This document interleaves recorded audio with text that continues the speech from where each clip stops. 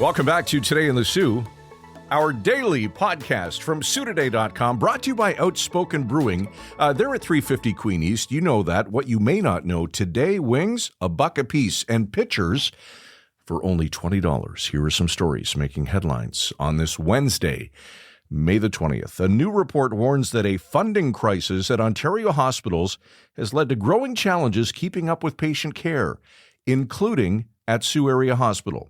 The majority of Ontario's 136 hospitals faced funding deficits over the past 3 years as wait times ballooned in emergency rooms throughout the province. That, according to new research by the Canadian Centre for Policy Alternatives. Greg McGrath-Gowdy today with what it all means. 2 people face charges following an incident that happened over the weekend. Sault police say officers conducting a traffic stop around 3:15 Saturday morning on Pilgrim Street. Officers learned neither person owned nor had reason to be inside the vehicle. Turns out the vehicle was stolen from a business.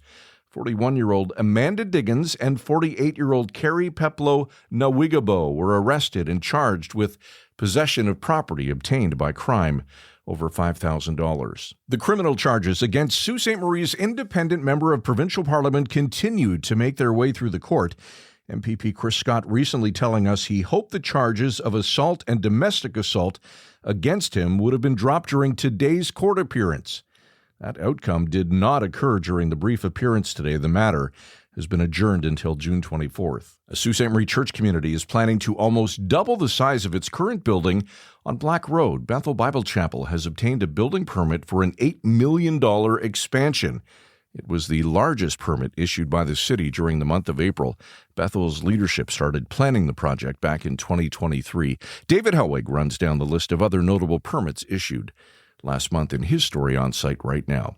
One of hockey's most respected and recognizable figures, Ted Nolan, is set to be the keynote speaker at this year's NOHA Awards dinner. Nolan earned the Jack Adams Award as the NHL's Coach of the Year back in 1997 and has spent decades giving back to the game and to Indigenous communities across the country. All the ticket information you need can be found on our story on site. And if you're a member of Spaces, be sure to cast your vote in the Hearts for Paws Community Challenge, the Sioux up against other communities across the province with a chance to win $5,000 for the Sault Humane Society.